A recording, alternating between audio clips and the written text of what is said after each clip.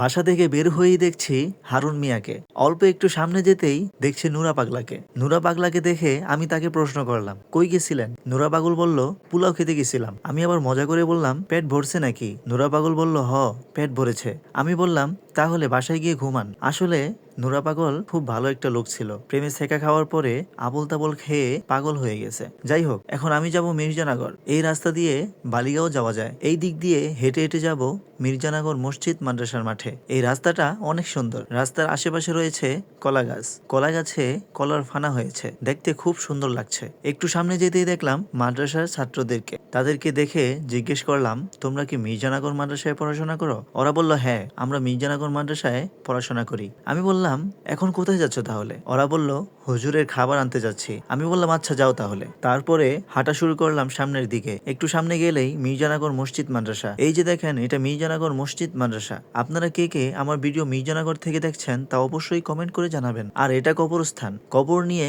কিছু কথা বলি, শোনেন। প্রতিটি কবরের বাসিন্দা তাদের ফেলে আসা জীবনের জন্য আফসোস করে। কেউ বলে, হায়, যদি আমি আবারও ভালো কাজ করতে পারতাম। আবার কেউ বলে, হায়, যদি আমি আল্লাহর নাফরমানি না করতাম। তাই সময় থাকতে অনুতপ্ত হই। কবর আমাদেরকে শেখায় দুনিয়ার চাকচিক্য মিথ্যা।